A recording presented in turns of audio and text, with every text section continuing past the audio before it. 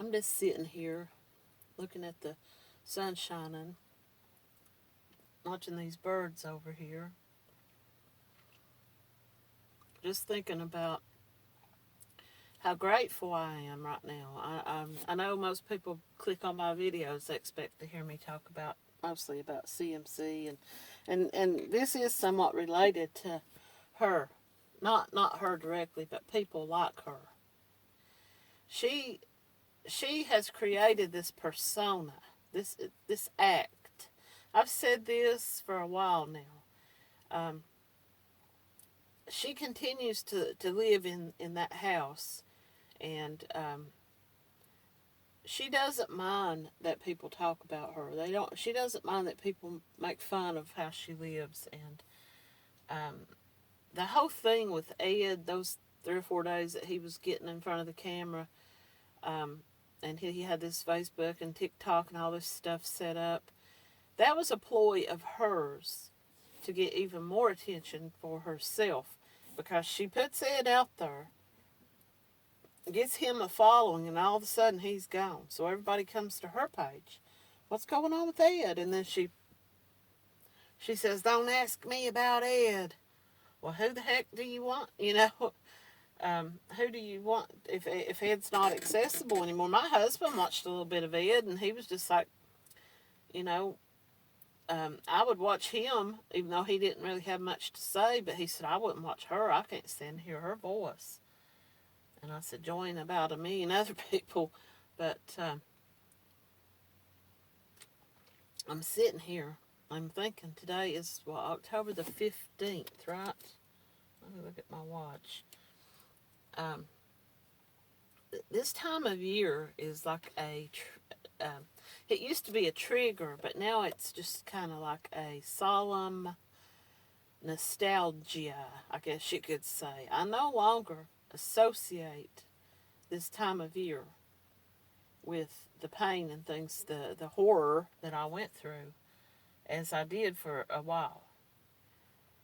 I'm sitting where I'm sitting at right now. I'm looking at this parking area, and I remember one of the very last conversations that I had with the narcissist before the discard. Now, this was when we were still talking, and this was before all the time passed and he shows back up again, texting and stuff like that. I'm talking about during the actual relationship. One of the very last conversations that I had with him took place in this parking lot where I'm sitting across from right now.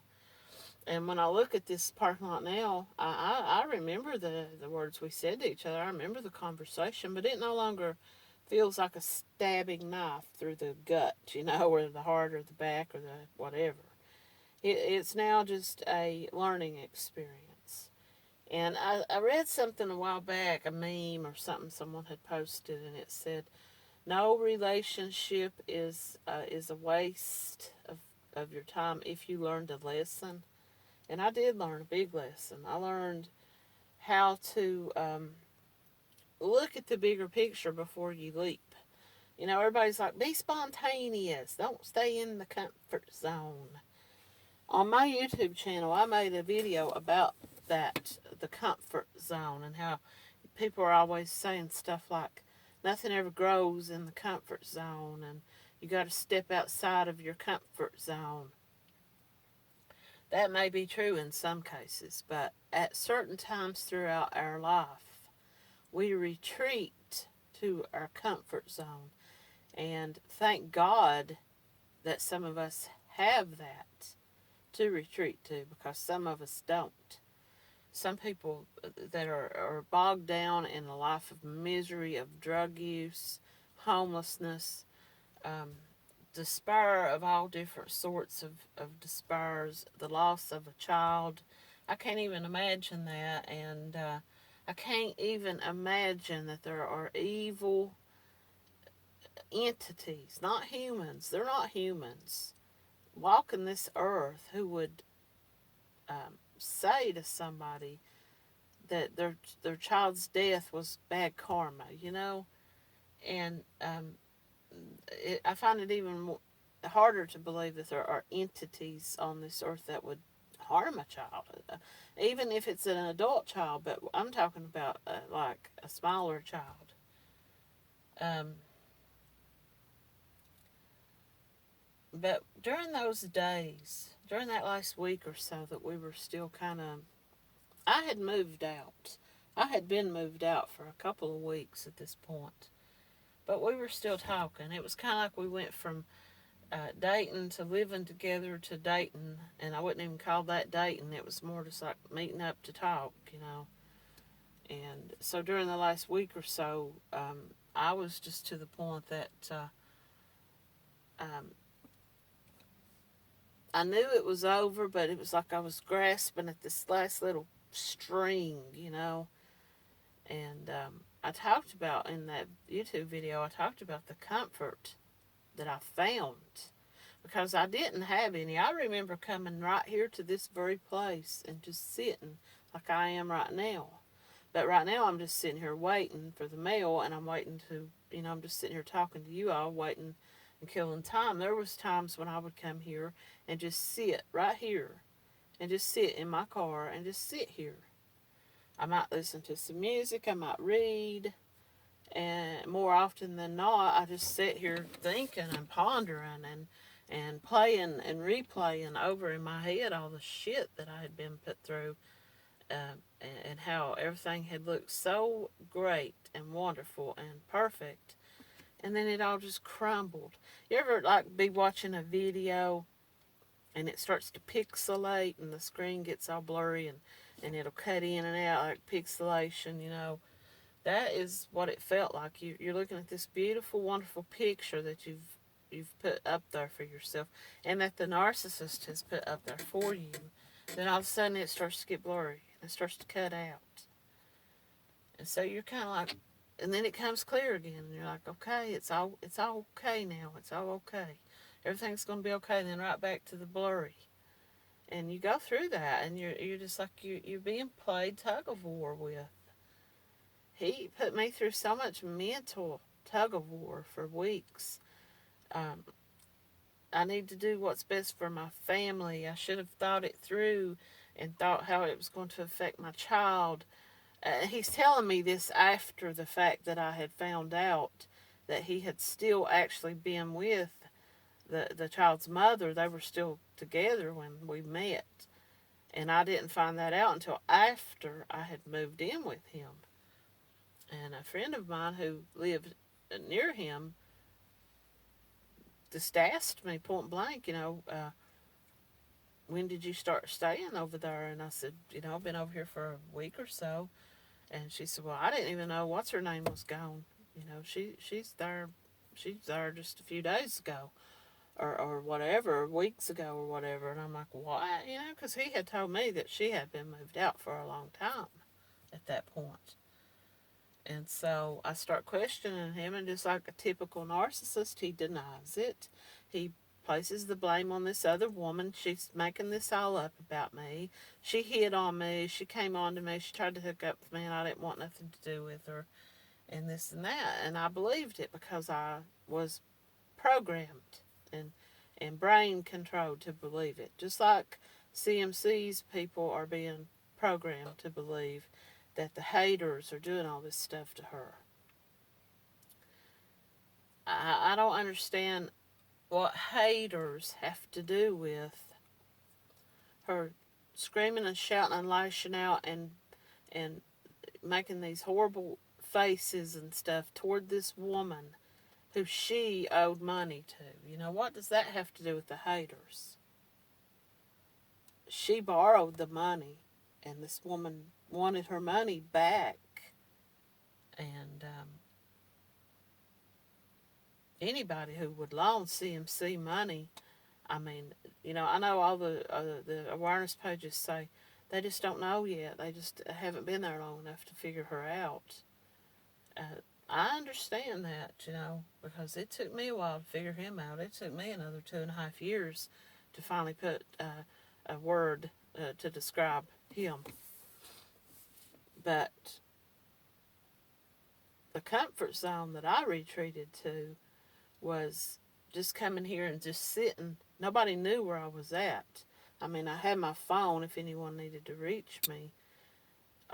I would spend some time with one friend or some time with another friend, just enough to kind of have like a, if someone said, where was you at all day? I'd say, oh, I went to visit so-and-so, or I went out to eat with so-and-so, and I would do those things, but only for just a little part of my day, and the rest of the time I was sitting right here because I didn't really have anywhere to go to. I mean, I was staying with a relative, and I was welcome to stay there, and I could go there and just sit and watch TV, or just like I was in my own home, but it didn't feel like home, and especially after I had been telling everybody what a great guy this guy was and how we were starting this whole life together, and I had fixed up his home, cleaned it up, and went and bought rugs and towels and stuff for the kitchen, all the stuff that I liked, because he told me, you go buy what you want because you're going to be living here and you want to fix it up your way. And it wasn't even another, probably a month after I bought all this stuff and cleaned this house up and got it the way I wanted it.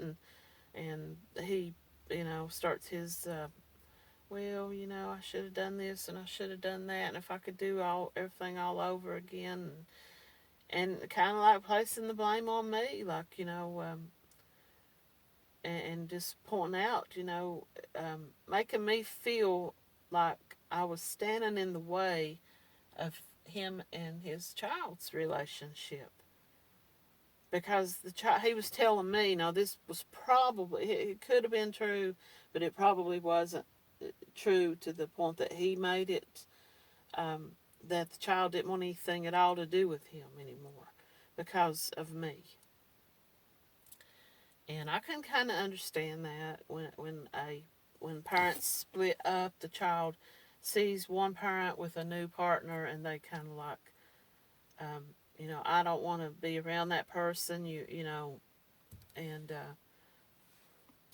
I can kind of understand the child's point of view of that, but it wasn't as though I came in and ran the mother out of the home, I was led to believe that was already a done deal when I met him. But when he started bringing the child into it was when I started to retreat. And I was like, I'm never going to be accused of being a homewrecker. I'm never going to be accused of trying to keep a child away from the parent. And there are people that will do that. There are people who will say, I don't care if your child likes it or not. I'm here and I'm not going anywhere. But I think he knew that about me enough to know that I wouldn't do that. So he used his own child. I was watching Shameless.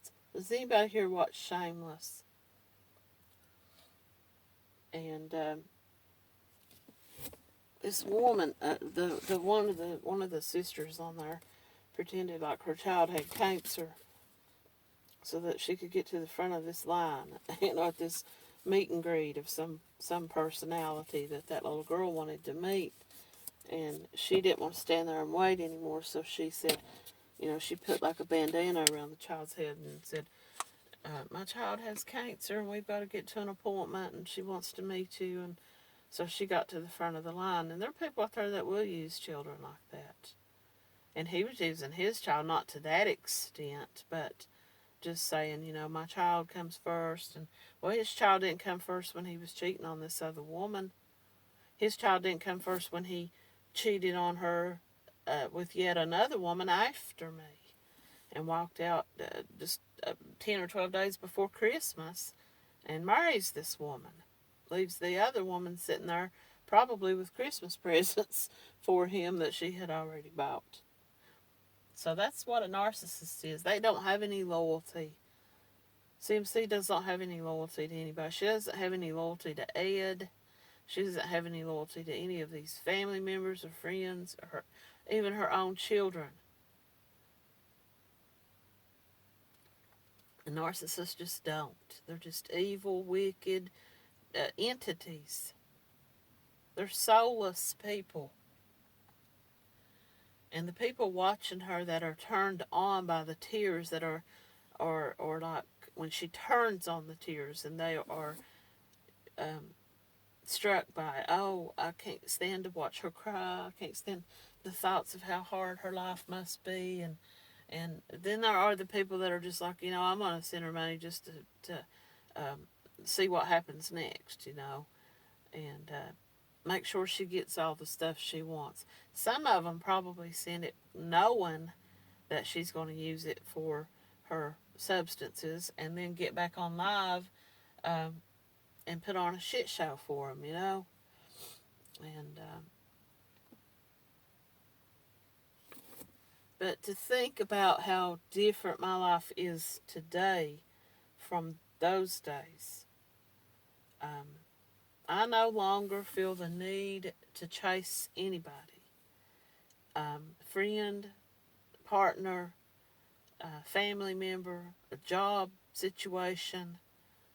Um, I put in my best effort, and if it's not good enough, then that person needs to figure out what is good enough, because they're not getting any more out of me than the minimal effort. And I don't mean that like in my relationship or my family relationships. I mean that in, I'm not going to beg, chase, or plead with anybody to pay attention to me, want to be with me, whether it's friendship or whatever.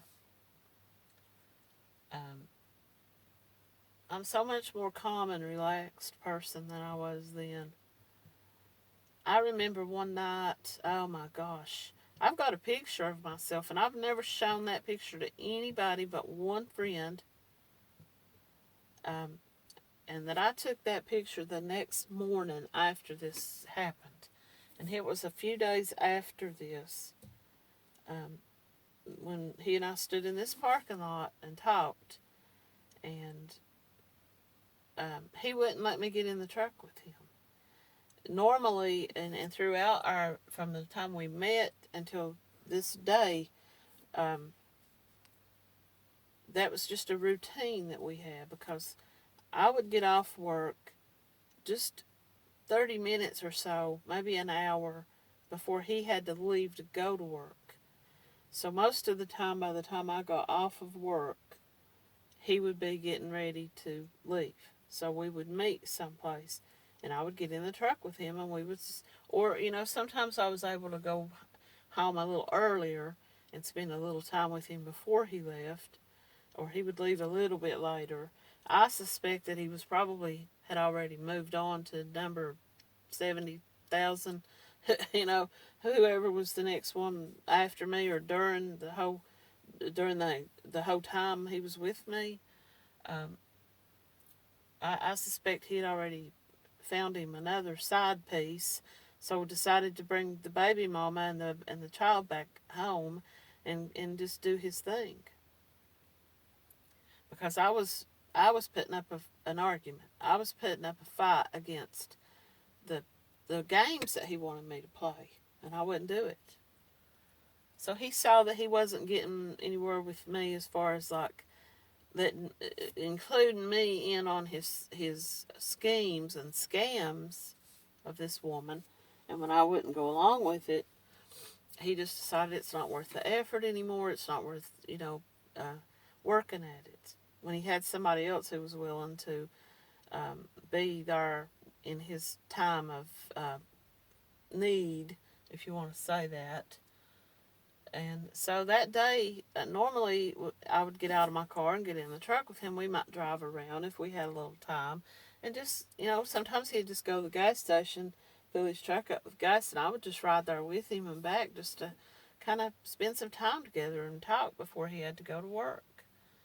But that day, I get out of my car and walk over, and he has his truck door locked. He rolls his window down, and we stood there and talked through the door. And he was just saying, I didn't think it would, I just don't have a whole lot of time, and I just didn't think it'd be a good idea, for us to get started talking, because I'm going to be late and all this. And me knowing what time he had to be at work. And so I just kind of felt this disconnect, which I had been feeling for a while. But that was the turning point that day. That was like the turning point, where I just saw for myself, if your partner, the person that's supposed to be your partner, won't even open their truck door and let you get in. Um, I guess he was thinking I was gonna chase after him.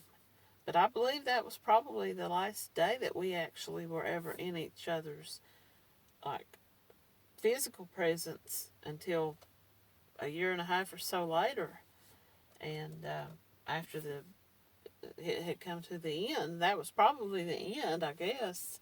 I mean, we did talk a few more times after that, but it might have been that night or maybe a few nights after that. And I just had this night, man, that where everything was just not only him, but my ex, the man that was before him, and it all just kind of like came to this boiling point. And I'm not going to go into the details about what happened that night, but I'll just say that it was the lowest, probably one of the lowest points in my life. And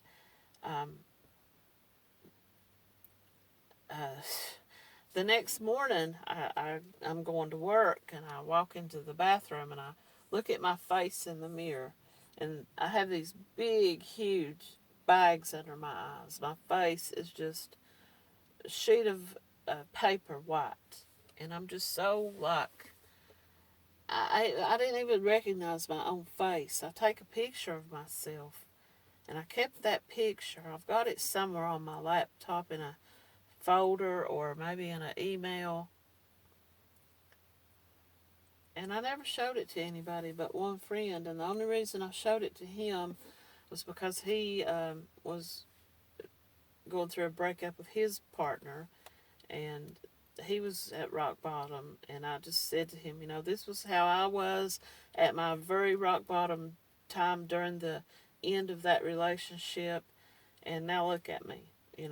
I mean, my face might not look much better, but I'm not crying. I'm not wallowing in pity. I'm not feeling like shamed and angry and lost. And it's a good place to be. I mean, everybody, no matter how rock bottom you are, and you pick yourself back up and climb back up, and get your life back in order to the point that you can get your life in order. This kind of calm comes over you, and you realize I'll never go back to that place again. There are addicts who have that epiphany, and they never do. They never revisit. They don't use pot. They don't use any kind of prescription drugs that alter their mind in any way. If they have bipolar and these other disorders that have to be medicated, they find a doctor who understands their addiction problems, understands that they are an addict in recovery, and will put them on the right type of medication to help control their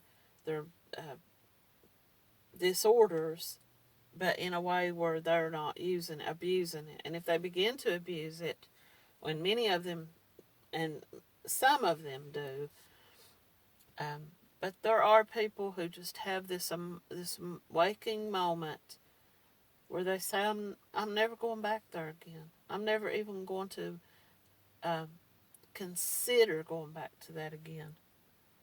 And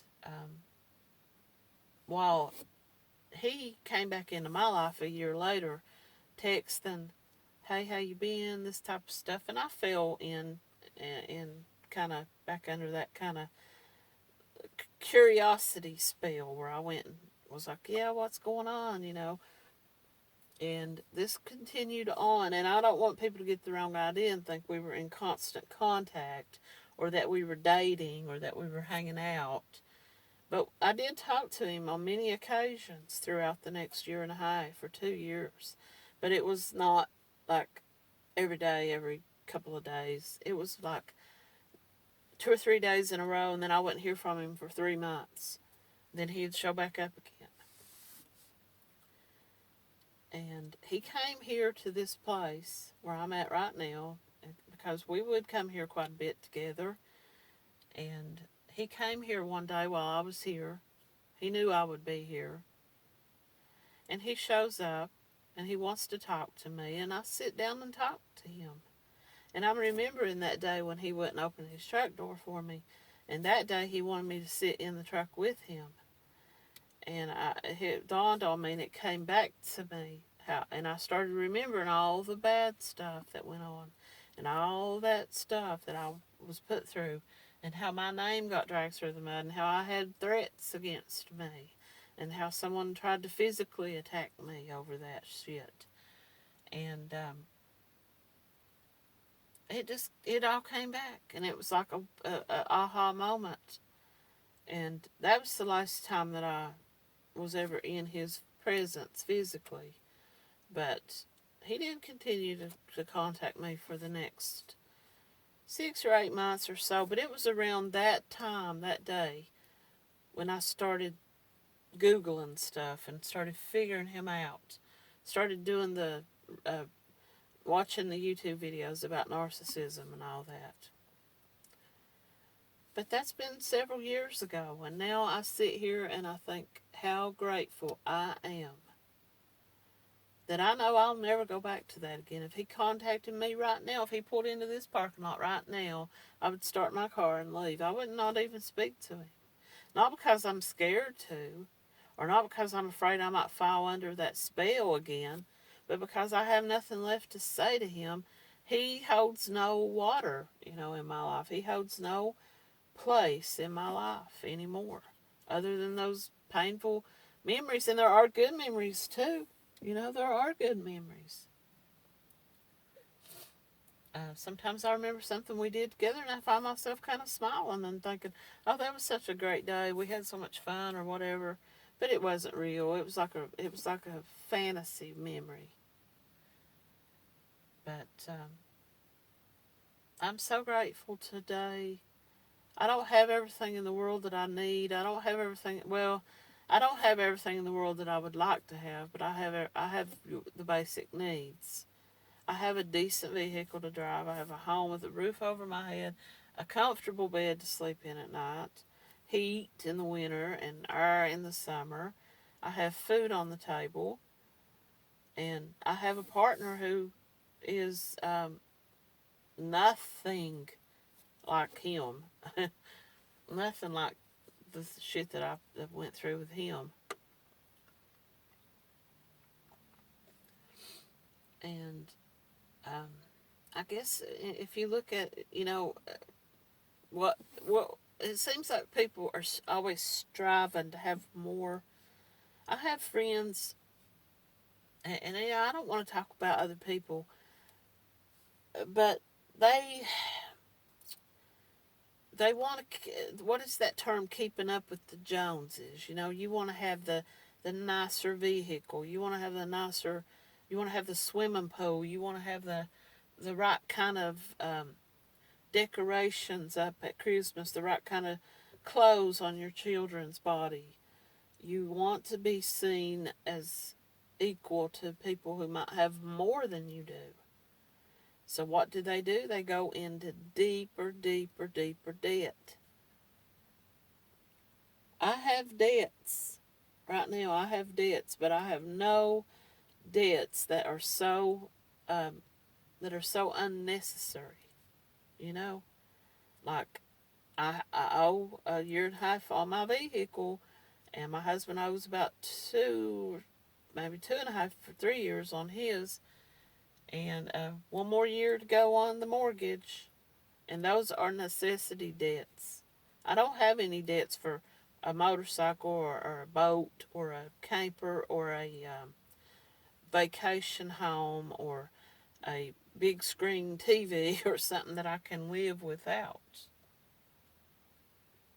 And so when I think about my debts, I think of them as necessity debts that I'm not paying on something that I can live without, other than maybe internet. But anyway, I just wanted to kind of throw that out there and to remind everybody. And I think for the most part, most of us will say, comparing our lives to CMC. And I'm not talking about her home being dirty. That's her laziness. Has nothing to do with being poor. Her body being unclean and her wearing the same clothing and her hair and stuff like that and her dirty hands. That has to do with her laziness and her just part of her persona.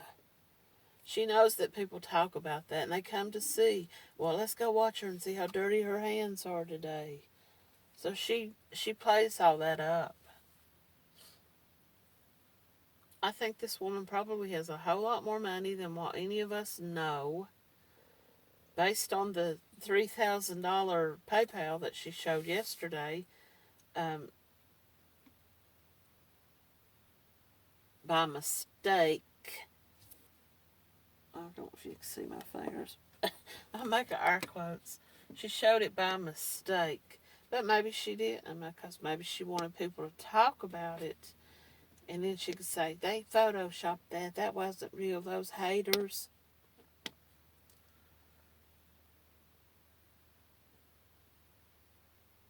I'm going to end this video and go on ahead and go see if the mail is up yet and stop and get a few things from the store. But I just wanted to talk about that. When you are feeling blue, when you are feeling sorry for yourself about something that maybe didn't pan out for you. Maybe you didn't get to go to a concert, or maybe you didn't have the money to buy this new item that you wanted. Compare your life not just to her persona, but to the hatred that she gets from people, to the hatred that she puts out against other people, to the fact that she will never know true love. She will never know the love of her children. Her children will never know the love of her, because narcissists don't love. That's part of the reason why the abused victims of a narcissist, such as myself, go through such a hard time recovering from that, because you come to the realization that none of this was ever real. Their words to you were all just a part of their persona. The love that they showed you, or that you felt from them, was just a mirrored love. They mirrored you. Everything that they said to you was something that they took from you, and then they just mirrored it right back at you. And I've said this before, and I'll say it again. When you fall in love with a narcissist, you are falling in love with your own self. That's where the word narcissist comes from. Is narcissus, I can't say it right, in Greek mythology. He fell in love with his own reflection in the water and could not take his eyes off of his own reflection in the water. So he ended up growing there along the riverbank.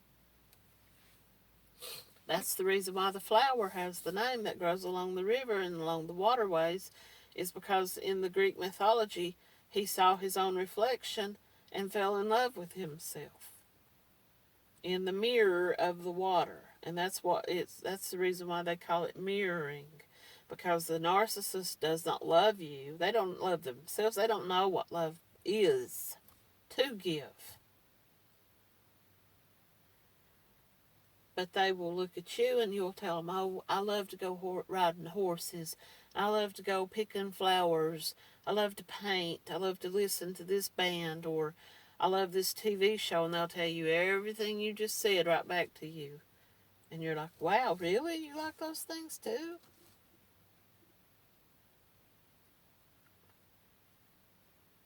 And that's the reason why when somebody says to her, I have laryngitis, or my left eyeball's a twitching or whatever, she says, oh, that happens to me too. I have that same thing. But I'm going to end now. I just wanted to kind of change I mean, and I know I'm talking about her, but I'm talking about the gratitude of overcoming those damaging parts of our life. The um, blessings that we see now that we didn't want to see. There was a time in my life when I would have not have thought of uh, just having a clean bed to sleep in, a nice, cozy, comfortable bed as a blessing, but it is. There was a time when I would not have thought that having a secondhand car was a blessing, but it is.